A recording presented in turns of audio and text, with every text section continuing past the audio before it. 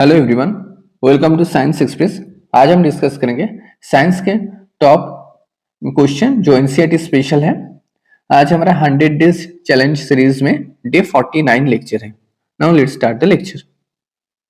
2 ml of each concentrated hydrochloric acid and HNO3 and mixture of concentrated hydrochloric acid and concentrated HNO3 in the ratio of 3:1, where take a test tube level A, B and C.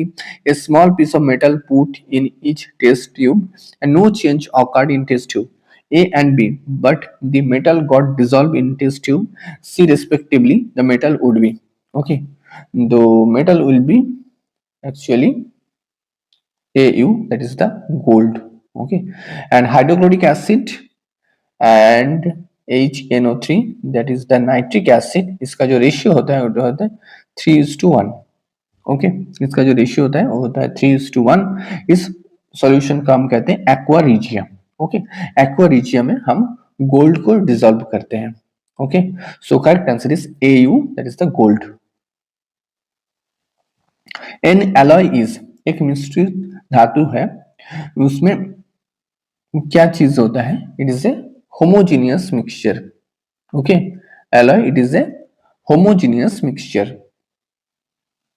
An element A is soft and can be cut with a knife, okay. एक element है जिसका नाम ए दिया गया है जो इतना soft होता है वो चाकू से भी काटा जा सकता है। And this is very reactive in air and cannot be kept in open air, जो एयर में बहुत सारा यानी ऑक्सीजन के प्रेजेंस में बहुत सारा रिएक्टिव होता है जिसको ओपन एयर में नहीं रखा जाता।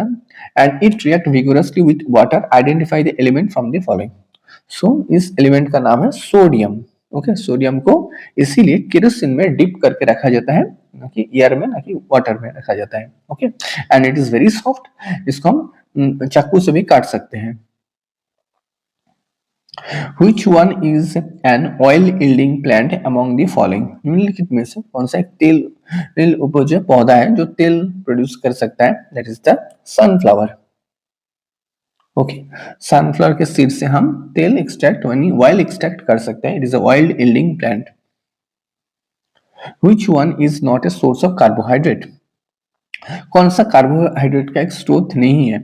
That is the gram, okay. Gram carbohydrate का सोर्स नहीं है, ये प्रोटीन का सोर्स है, ओके। ग्राम क्या है? प्रोटीन का सोर्स है, not a carbohydrate. Find out the wrong statement from the following. निम्नलिखित में से जो स्टेटमेंट है यहाँ पर रॉन्ग स्टेटमेंट कौन सा है? Okay, so white revolution is mean for increasing milk production, एक करेक्ट स्टेटमेंट है। Blue revolution is mean for increasing fish production, ये भी करेक्ट स्टेटमेंट है। Increasing food production without compromising with the environmental quality is called sustainable agriculture, ये भी correct statement है। So answer will be none of the above, okay. यहाँ पर जितने सारे स्टेटमेंट दिया गया ए बी सी सारे करेक्ट है। So here option will be none of the above. Poultry fowl are susceptible to the following pathogens. Poultry fowl निम्नलिखित में से कौन से रोगजनक में ससेप्टेबल है? So that is the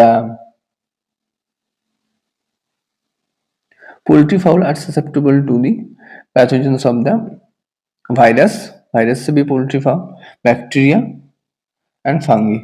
so it will be all of the above, okay.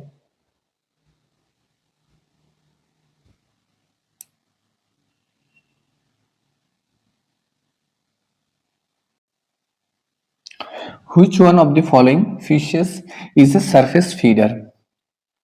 निम्नलिखित में से कौन सा मछलियां जो सतह फीडर है, मानी सरफेस से अपना फूड कलेक्ट करता है? That is the catlas, okay. Catla fish जो सरफेस फीडर है। Which one of the following nutrients is not available in fertilizer? Fertilizer में कौन सा न्यूट्रिएंट नहीं पाया जाता है? That is the iron, okay. Fertilizer में आयरन प्रेजेंट नहीं होता है। Preventive and control measure adopt for the storage of grains include. अनाज के भंडार के लिए अपनाया गया निवारक और नियंत्रण उपाय में से कौन सा एक है? सो स्ट्रिक्ट क्लीनिंग ये पॉइंट है, प्रॉपर डिसजॉइनिंग ये पॉइंट भी है, fumigation this point is also included, so answer will be all of the above. Okay, so answer correct is the D, all of the above. The atmosphere of the earth is heated by radiation which are mainly, पृथ्वी के जो वातावरण विकिरणों द्वारा गर्म किया जाता है उसमें radiation कौन सा फिनोमेना काम करता है, so that is the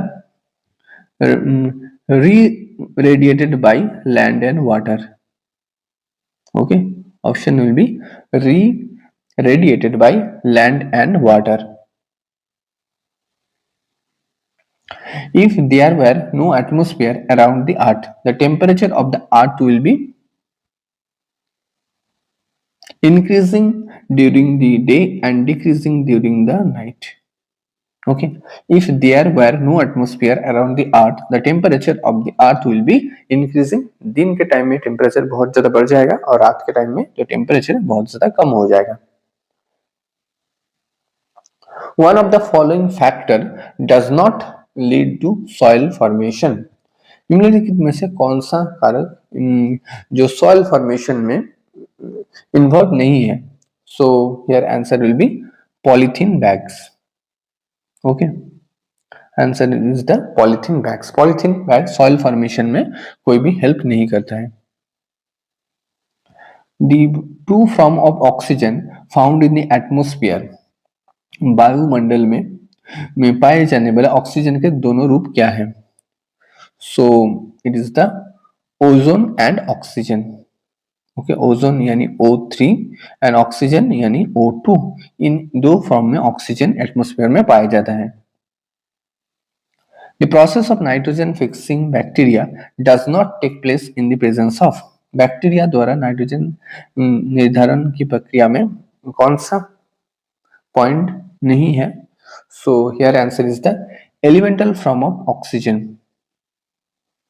does not take place in the presence of elemental form of oxygen. Oxygen के प्रेजेंस में नाइट्रोजन फिक्सिंग जो बैक्टीरिया होता है वो काम नहीं कर पाता है.